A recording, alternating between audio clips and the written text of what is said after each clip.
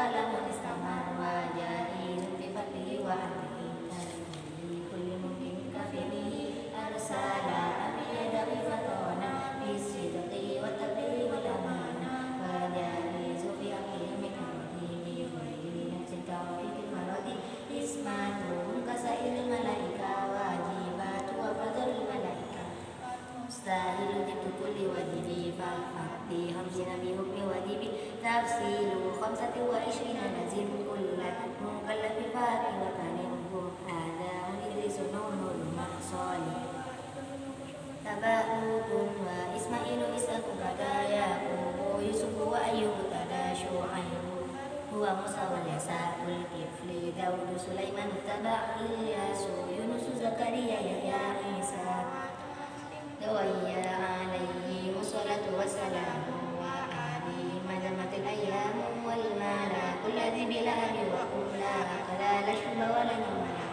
تفصيل أنت منه جبريل ميكال إسرافيل إسرائيل منكر ناكر ورقيب وكذا عتيد الملك والكان كذا أربعة من كتب تفصيلها موسى بالهدى تنزيلها زبور داود وإنجيل على عيسى وفرقان على قمر وصحف الهرير والكريم فيها كلام الحكم العليم وكل ما أتى به الرسول فحق والتسليم والقبول إيمان نبي من أهل الهدى وكل ما كان من الهدى خاتمة في بقي واجبه مما لم ألم بواجبه نبينا محمد وأرسل للأعلام وتوفيلا أبوه أبوه أمن متفق وأسير أبو نبي تسيق وأمه وأمينة زوجها سديا مولده بمكة الأمينة وفاته بغيبة المدينة تم قبل البيت المدينة عمره فجاوز السنين وسبعة أولاده منهم ثلاثة من الذكور تقر قاسم وقاهر بذيل لقبه آثار إبراهيم الشريعة وأمه مريم الكبرية وغير إبراهيم النبية وستة قبل مريم وأربعة من الذين تذكروا رضوان ربي الذي يذكرون وبناه فضل جديد زينب وبنى رقية وأم كلثوم زكريا المسكين سوى وفاة المصطفى ويمنى فتن النبي المصطفى عائشة وحفصة وسودة صفية ميمونة ورملة زينب كذا جويرية للمؤمنين أمهات مدية حمزة وأم وعباس كذا أسماء صفية الكبرى وقبل هجرة النبي الإسلام روى بابا إسرائيل في السماء حتى رأى النبي رب العالمين من غير كبير لسان والرحمن عليه وسبب أمسنا فبلغ ولمة الإسرائيل فردي أمسك بلا ترائي قد فاز صديق بذاتك له وبكل جزء وفعله فهذه آخرة مكسرة وللآخرة مثلة ميسرة نادي مثل أحد المزوجين صديق الرسول والحمد لله وصلى سلام على النبي غير مكلم والآل وصحبه وكل مرشد وكل من بهديه الذي أسأل كلمة إلى سلام ونفع كل أبيات وحمد بهذه المدي تاريخ وغير ذكر سميت وعقدة الأوامر واجب بدين بتمام عقدة الأوامر واجب بدين بتمام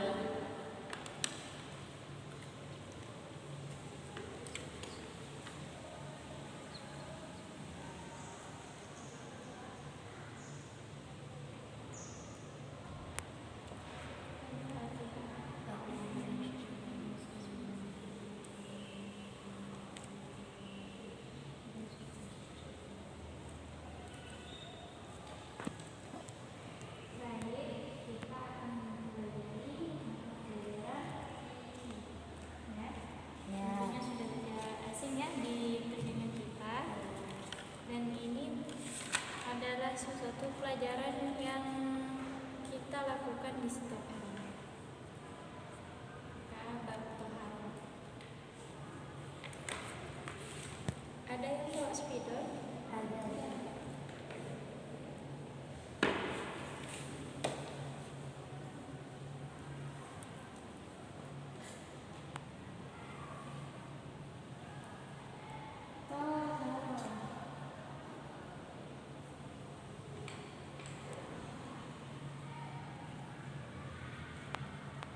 kegiatan.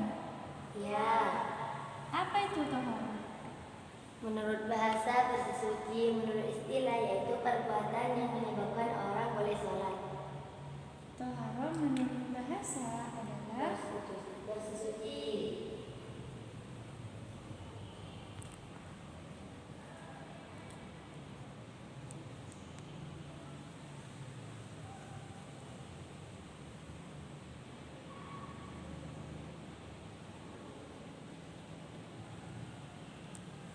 kalau menurut istilah apa? Perbuatan yang menyebabkan orang boleh sholat. Perbuatan Yang menyebabkan orang boleh sholat.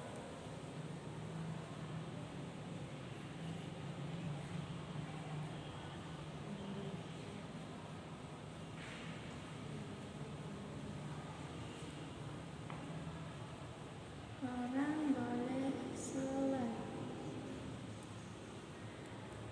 Coba, apa yang termasuk dari toharoh? Macam-macam air. Macam-macam air. Ada berapa macam-macam air? Ada 7. Macam-macam air. Air apa, Fatin? Air sumur, air sumber, air salju, air sungai, air hujan, air embun, air laut. Air sumur, Air sumber, sumber, air sungai, sungai, salju, salju, hujan, hujan, dan laut. laut, embun. Laut dan Embun. embun.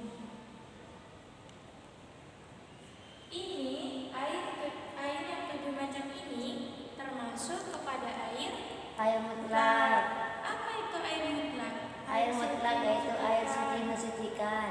Air mutlak adalah air suci yang mensucikan. Yang termasuk air mutlak itu adalah 7 yang ini. Nah, macam-macam pembagian air dibagi menjadi 4. Menjadi 4.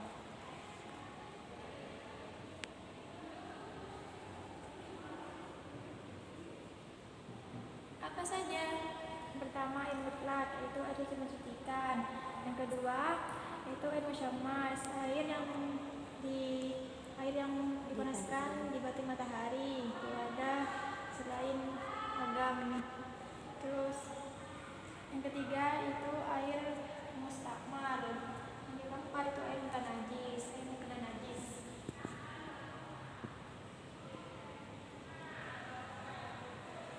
Air musammas itu termasuk pada air yang makruh Gunakan. Kenapa dinamakan air musammas? Karena air yang dipanaskan di bawah terik matahari dengan benda logam. Kalau contohnya seperti pet di Dalbar itu di sana di Jedeng Ya. itu termasuk air musammas enggak? Enggak, karena Indonesia tidak mencapai terlalu panasnya. Tidak mencapai. Bagus. Kalau air suci tapi tidak mensucikan, Ada 2 yaitu air mustakmal dan air mutaghayyir. apa contoh air mutaghayyir? Seperti teh, kopi, susu. Kenapa kok bisa dinamakan air mutaghayyir? Karena air suci kecampuran benda suci. Sudah pintar semua ya. Tinggal mengulas kembali.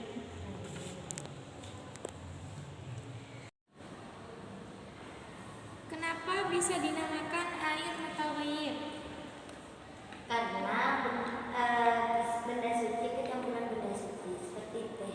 Awalnya itu airnya suci, tapi kecampuran teh jadi menjadi air mutaghayyir. Air mutaghayyir. Kadar perubahan yang dapat merusak nama air, baik berubah secara zahir atau perkiraan. Terus apa yang kedua? Air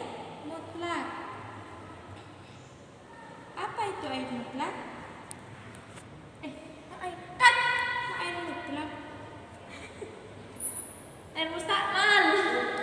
Enggak. Apa yang kedua? Air mustakmal. Air mustakmal. Apa itu air mustakmal? Air yang sudah digunakan untuk bersih suci. Air yang sudah digunakan untuk Untuk bersuci.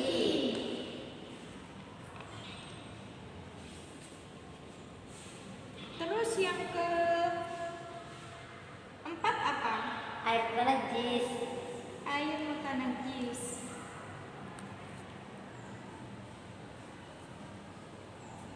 Apa itu air mutanajis? Air yang kejadian benda najis. Air yang Kejadian benda najis. kejatuhan dan najis.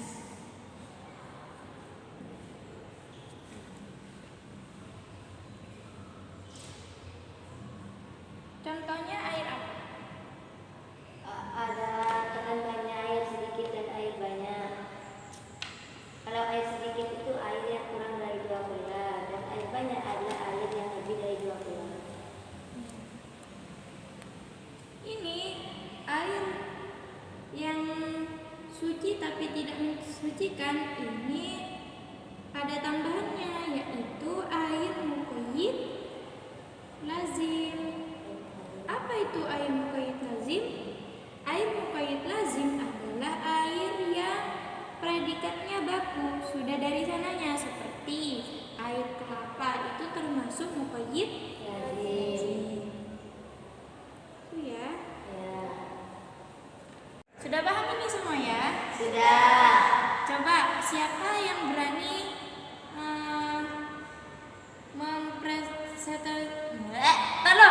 Siapa yang bisa mempresentasikan ulang semua ini? Saya. Coba Fatim. Nih. Coba gimana yuk?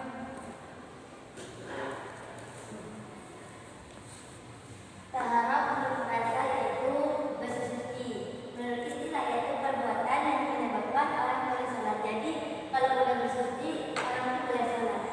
Yang selanjutnya yaitu macam-macam air. Macam-macam air itu ada 7. Bisa disebut 4S air. Yang dimana apa itu air sumur, air sumber, air salju, dan air sungai, air hujan, air laut, dan air kebun. Yang selanjutnya yaitu pembagian air. Pembagian air itu ada 4. Yang pertama yaitu air mutlak, di mana air mutlak ini termasuk air yang 7 atau bisa disebut air yang belum dipakai untuk bersuci. Yang kedua yaitu air mutawayir. Air musammas yaitu air yang dipanaskan di bawah terik matahari dengan benda logam. Yang ketiga yaitu air mustakmal, yang dimana air mustakmal ini adalah air yang sudah dipakai untuk bersuci. Seperti tadi ada tambahannya seperti air lazim. Yang keempat yaitu air mutanajis, yang dimana air mutanajis ini adalah air yang kejatuhan benda najis. Ada 2 ketentuan yaitu air banyak dan air sedikit. Air banyak adalah air yang kurang dari air yang lebih dari 2 bulan. Sedangkan air sedikit yaitu air yang kurang dari 2 bulan.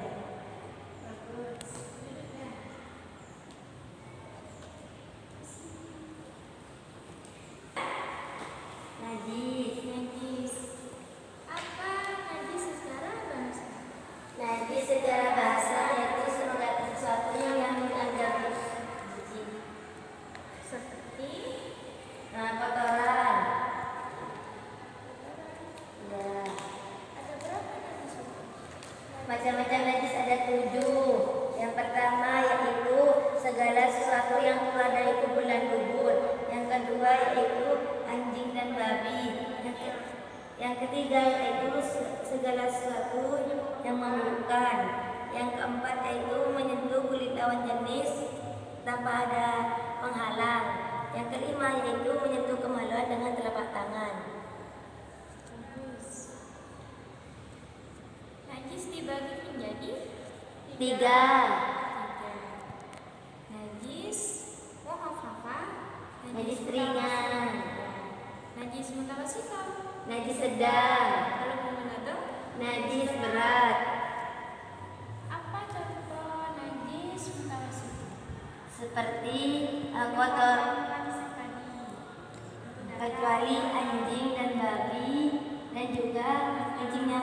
kencingnya bayi laki-laki yang belum berumur 2 tahun.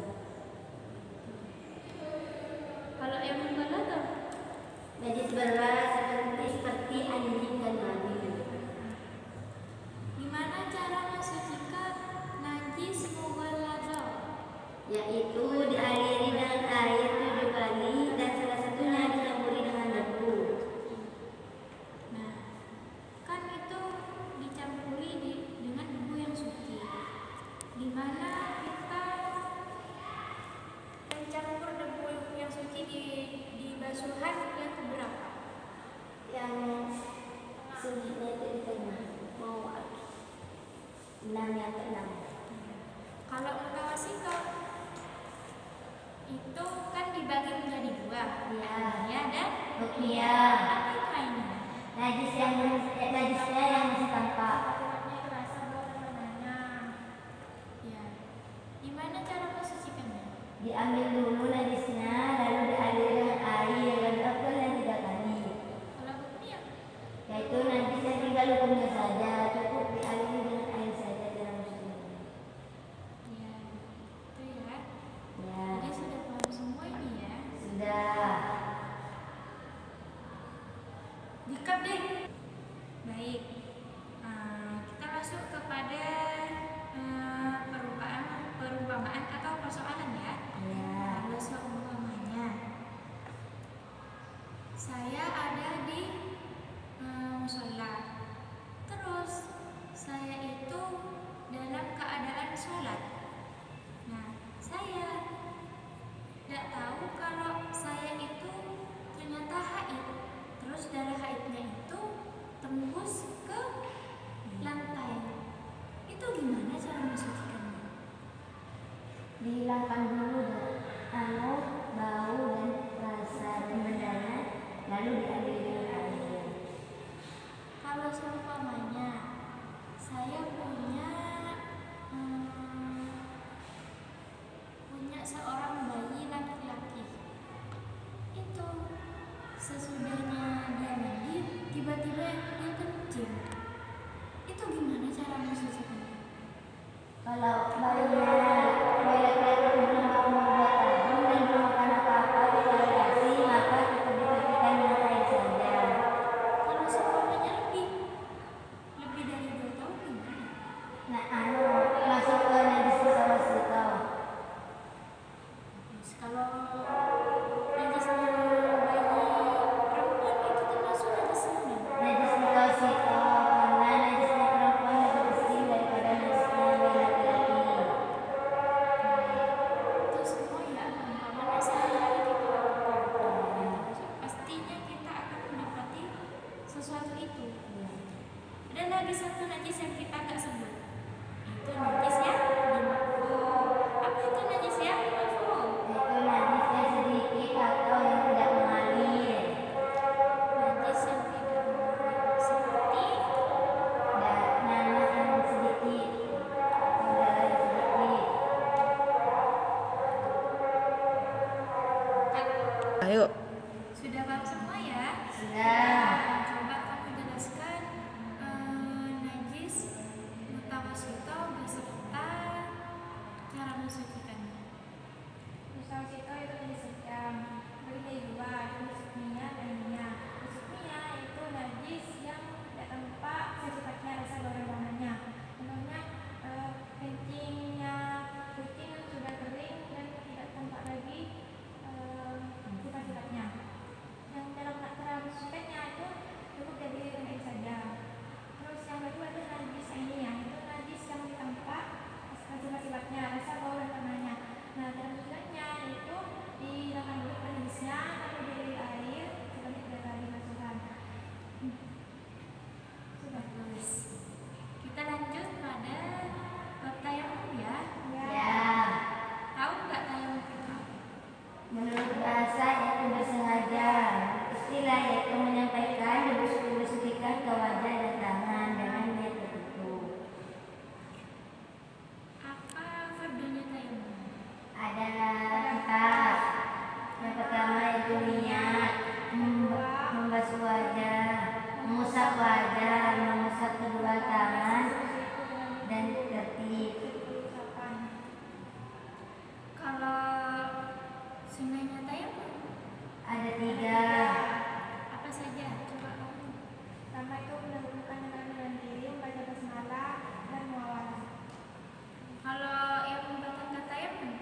ketiga, yang pertama yaitu segala sesuatu yang membatalkan wudu. Yang kedua melihat air sebelum sholat. Yang ketiga yaitu murtad. Nah, kita praktek tayamum ya. Sudah tahu semua doanya? Sudah. Kan kita praktek tayamum ya. Sudah tahu semua doanya tayamum niatnya? Sudah. Gimana coba niatnya tayamum? Bismillahirrahmanirrahim. Nawaitu tayammum istibah sholati fardhillahi ta'ala. Kita langsung praktek ya. Ya. Kan di sana itu sudah tertera ya apa saja fardunya. Ini nih seumpamanya di sini ada buku nih. Ini itu kalian kalau pernah diajari prakteknya sudah? Sudah. Kalau kalian itu niatnya bersamaan dengan gerakan atau cuma dari permulaannya aja? Bersamaan dengan perbuatannya. Coba Fatin praktek tayamum.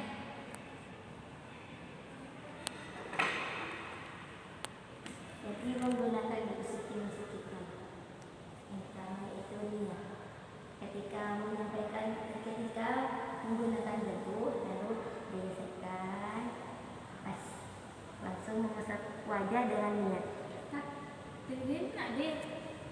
Mengambil debu dimasukan terlebih dahulu, lalu digesekkan. Terus mengusap wajah dan dengan niatnya. Nawaitu istibahati sholati fardhillahi ta'ala. Kalau sudah, ambil debu lagi, jangan di tempat yang sudah dipakai. Terus mengusap tangan sampai siku-siku. Nah, selanjutnya yaitu tertib. Jadi berurutan. Ya betul seperti itu ya. Coba kamu juga praktek tayamum. Pertama, mengambil debu yang suci, lalu digesekkan, lalu niat. Sebenarnya lalu itu tayamum beristighfar sholati lillahi ta'ala. Terus yang kedua, mengambil debu yang tidak tempat yang sama. Di sini.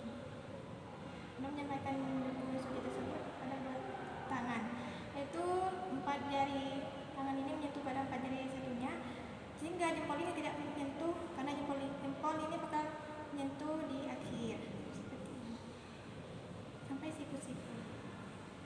Tidak perlu mengambil debu lagi, lanjut saja. Nah, betul seperti itu ya praktek tayamum. Ya. Tayamum itu bisa kita gunakan saat apa saja? Ketika ada udur, menghalalkan menggunakan air, telah mencari air kemana-mana, menggunakan debu suci mensucikan, ada orang yang lebih membutuhkan. Kalau seumpamanya di perjalanan kita belum sempat bersolat dan masuk waktunya sholat, kita nggak bisa kemana-mana, cuma bisa duduk di kursi karena takut mabuk, takut apa gimana